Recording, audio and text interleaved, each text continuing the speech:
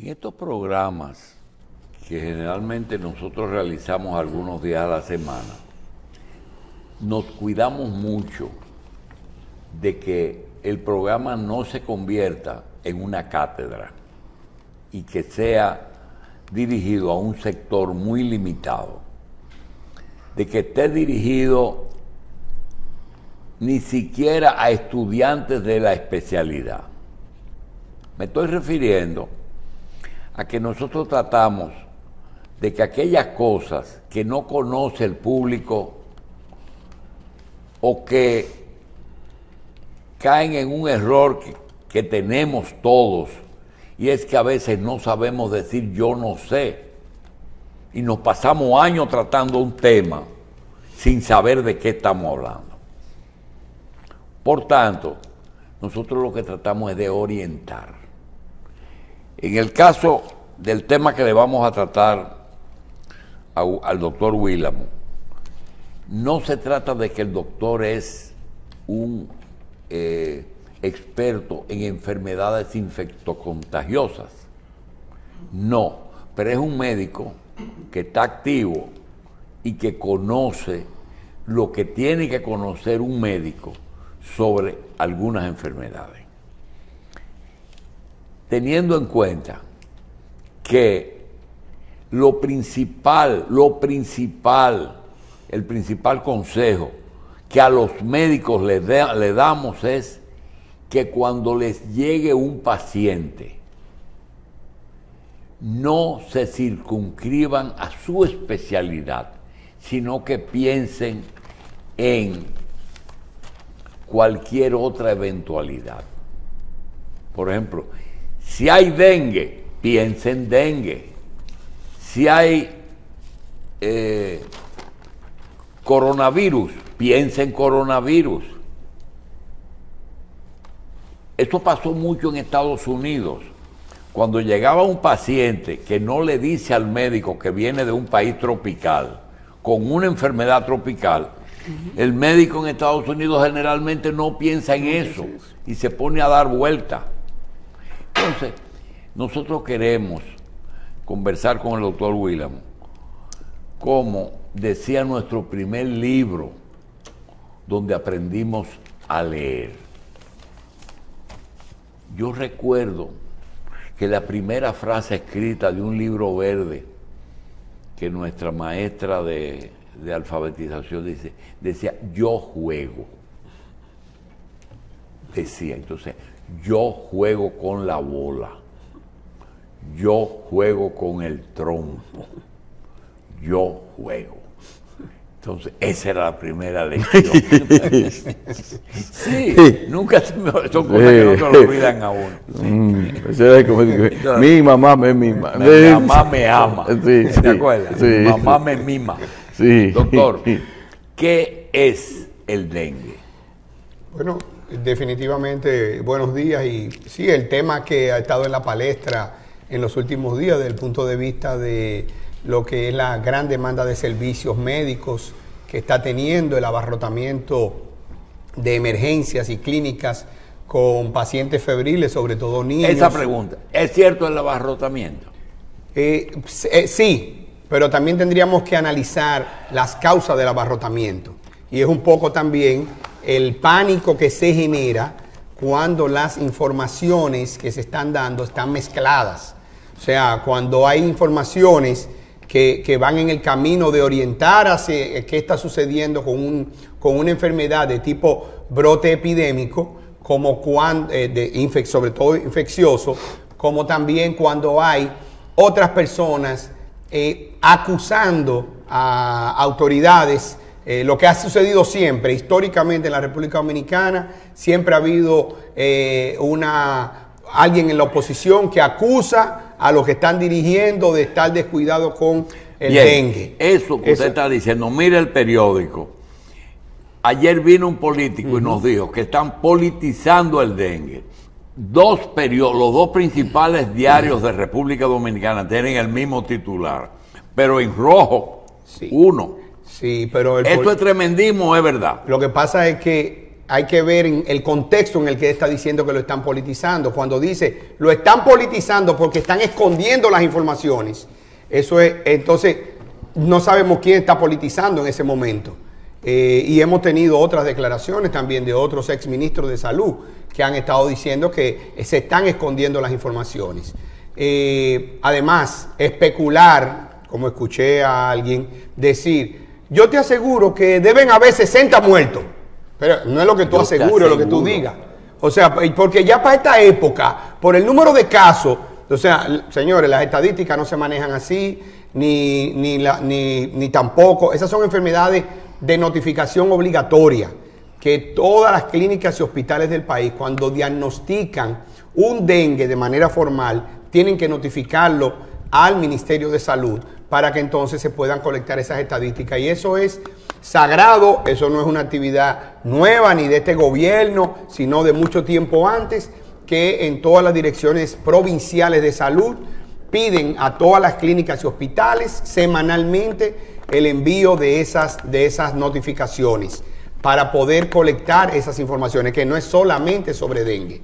Ahora, el dengue es una enfermedad, primero, endémica en República Dominicana, pero es cíclica, que coincide con la época de lluvia.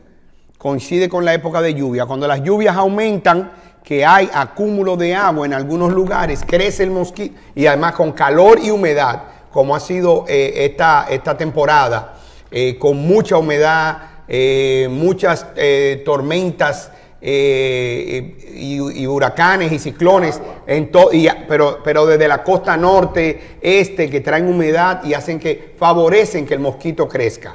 Entonces, el mosquito, que también sabemos, cierto, cuáles son las medidas para prevenirlo, tiene que ser evitar que el agua se acumule en ciertos lugares. Y de ahí aquella campaña de cloro untado, tanque tapado, pero también la de descacharrización que hay que hacer en barrios, en los patios, y que hay que conseguir que la gente cada año, cuando comienza la temporada, puedan entonces empezar a limpiar los patios, a entender que hay unas macetas que la gente tiene en la casa, un florerito, un florerito con agua. Usted está tocando la prevención. Hablen un poquito del papel de nosotros, del ciudadano, de la persona, con esa macetica, con esa planta con agua, y ya el paciente ya en emergencia. ¿Cuál es la diferencia entre prevención y el... Bueno, perfecto. Primero, tenemos que comenzar con todo lo que se llaman campañas preventivas. Y las campañas preventivas comienzan con orientación. O sea, el mosquito del dengue, primero, es un mosquito, yo siempre le he dicho, un mosquito con parón, porque crece en agua limpia. O sea, no se reproduce en agua sucia. ¿Por qué? Porque la mosquito, que es la que pone los huevos, tiene la capacidad de, por un tema de supervivencia, ver si el agua donde va a colocar sus huevos, sus crías van a poder nacer. Y de ahí es que el agua, después que ya ha desovado la mosquito de la Aedes aegyptus, ha desovado en un agua, ya, no, aunque usted le eche cloro, no lo mata.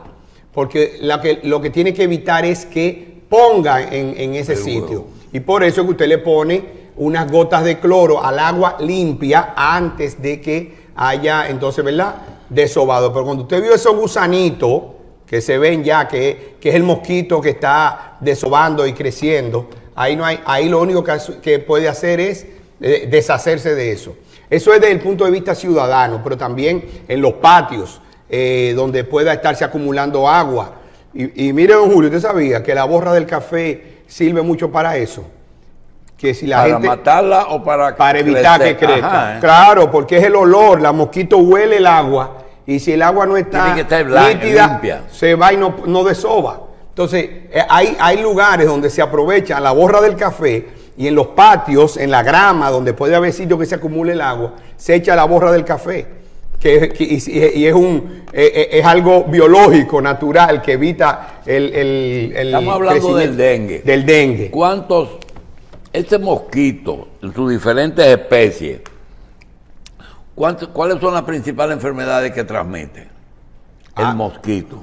Bueno, es que el mosquito te transmite, ya tuvimos dengue, tuvimos Zika, tuvimos chikungunya, que básicamente son las 3 grandes enfermedades tropicales. Paludismo, pero el paludismo también que también es cíclico, pero es endémico en República Dominicana, mucho más concentrado en el sur del país, y que también conlleva que tengamos todas las campañas de mantener el agua limpia y poder evitar que la mosquito ponga. Fíjese que a veces criticamos aquí, pero países como Brasil tienen un gran problema de dengue todos los años y son los que dan las primeras alarmas, y ya han hecho ellos unas modificaciones genéticas al mosquito para que cuando se aparea el huevo que ponga esté vacío y no para el mosquito.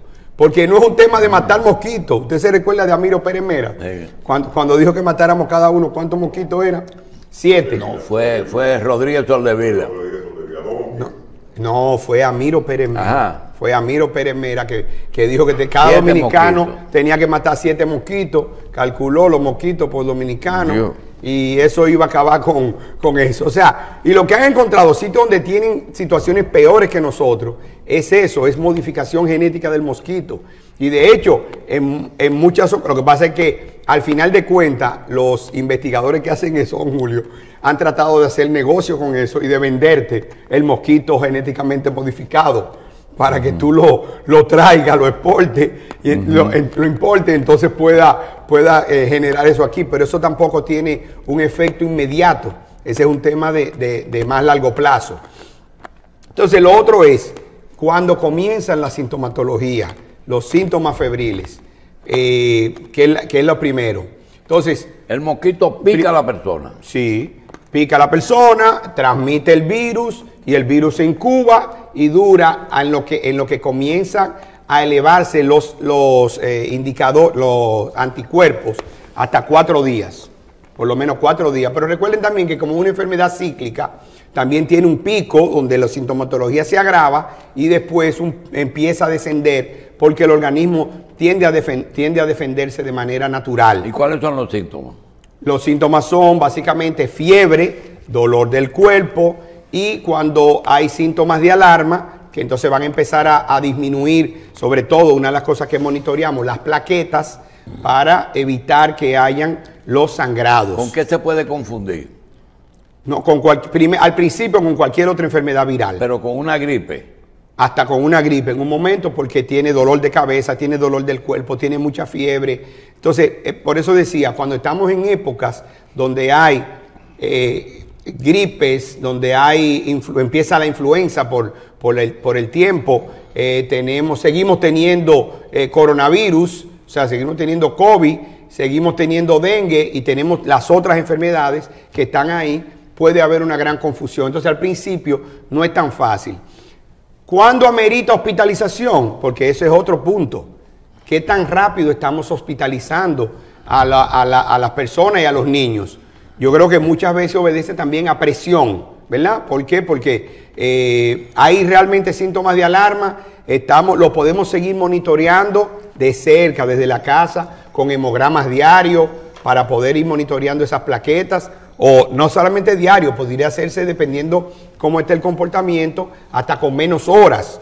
Y ahí viene un tema, ¿verdad?, que también después tenemos que tocarlo, que tiene que ver con los temas de los mecanismos de cobertura, en términos de la seguridad social, de lo que es la prevención del dengue. Entonces, sí, tenemos los hospitales y tenemos las camas ocupadas por dengue. Usted dijo, ¿cuándo necesita hospitalización? Sí, cuando hay síntomas de alarma que están ¿Cuáles son los síntomas relacionados básicamente con una gran disminución de las plaquetas.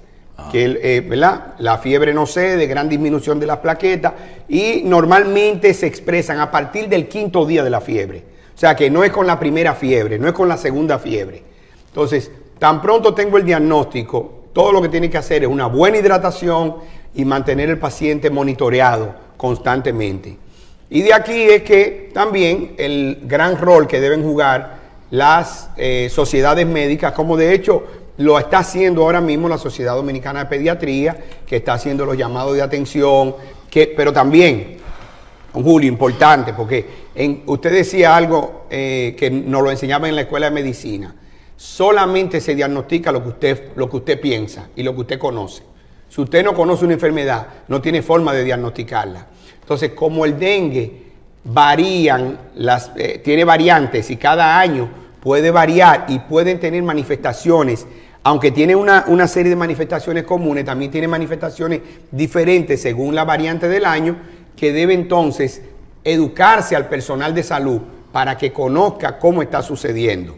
Entonces, ese tipo de campaña no se puede esperar que llegue el gran pico epidemiológico que se da a partir de la semana 35, 40, semana epidemiológica, estamos hablando, donde empieza entonces, ¿verdad?, el periodo más acá, un poquito la semana 30, por ahí, un poquito a partir de julio, agosto, septiembre, ahí donde empieza el pico alto, porque es donde también las lluvias aumentan en el país. Entonces, hay que educar al personal de salud. El personal de salud tiene que estar completamente informado de cuáles son las variantes que están circulando, cómo se comporta cada una, porque dependiendo de las variantes hay diferentes tipos de manifestaciones clínicas.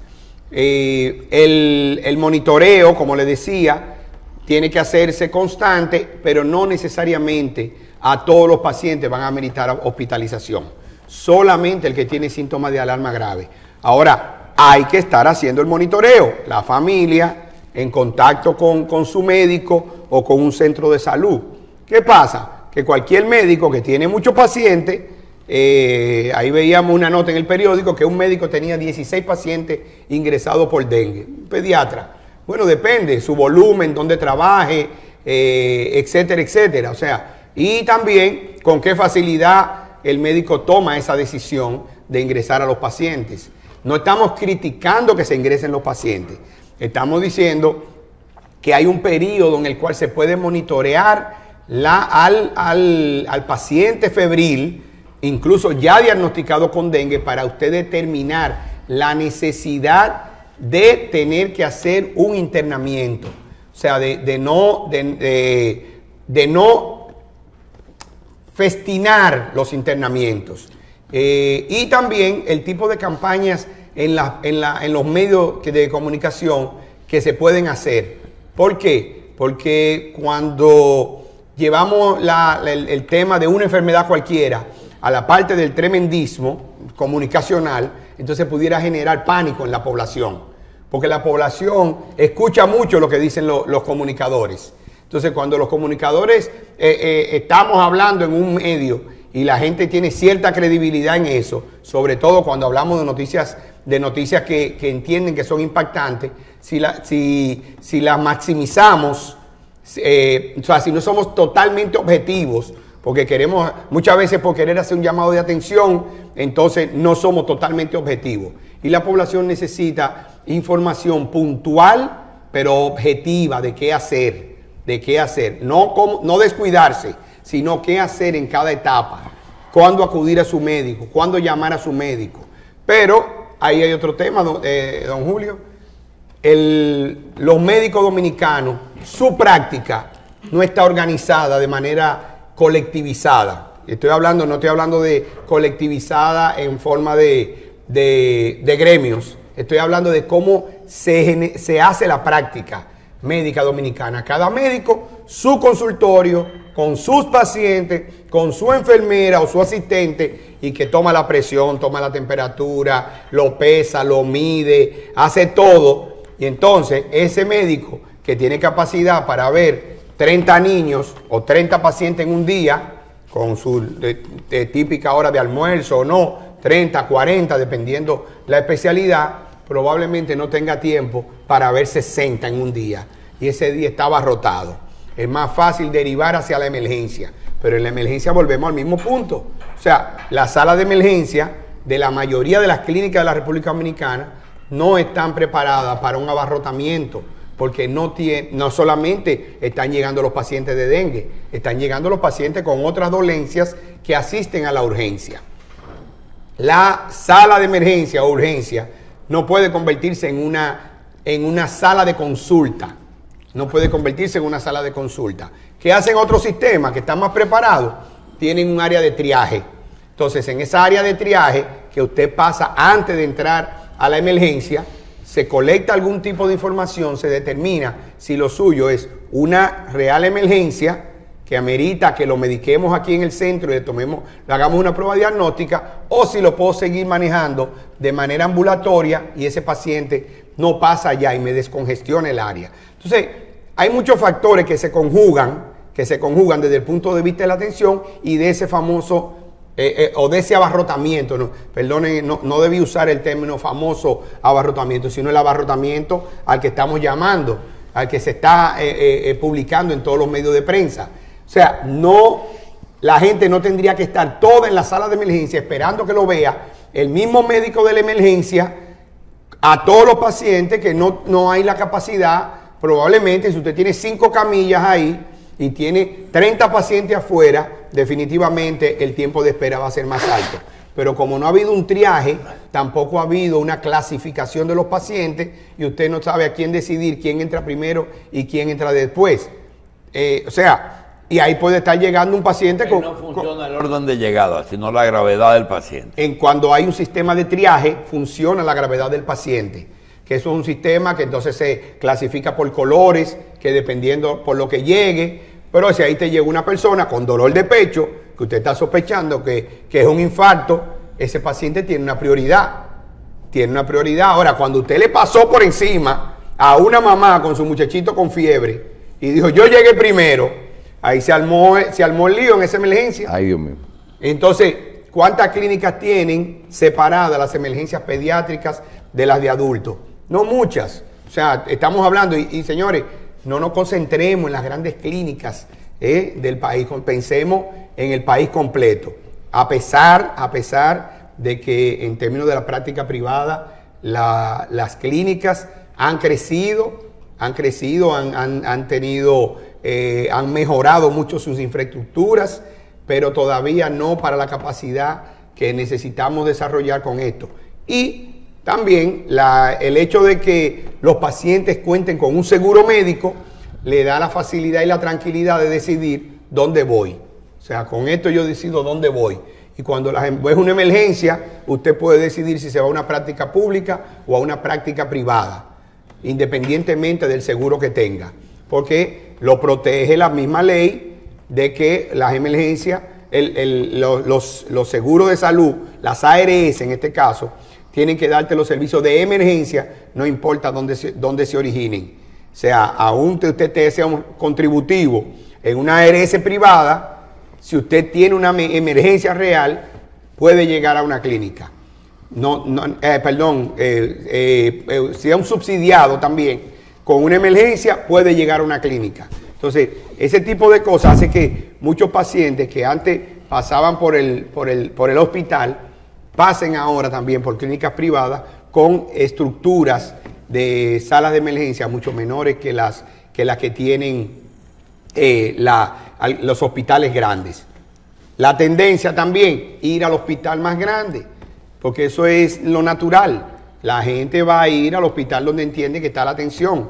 Si no hay suficientes unidades de atención primaria, públicas y privadas, en el país donde la gente pudiera ir con esos casos febriles y estar siendo atendido, vigilado, monitoreado y hasta hidratado en caso de necesario, la gente que va a hacer se va a ir a una clínica o a un hospital de tercer nivel de atención, porque el canal no está bien establecido, y ese es un tema que tocamos aquí constantemente, todo lo que tiene que ver con esa estructura de la atención primaria, primer nivel de atención, para precisamente desabarrotar los hospitales y las emergencias.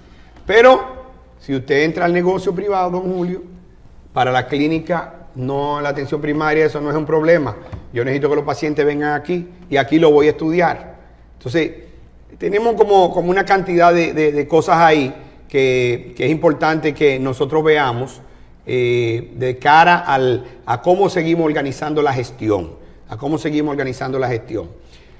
Crear hospitales móviles, como han pedido algunos médicos.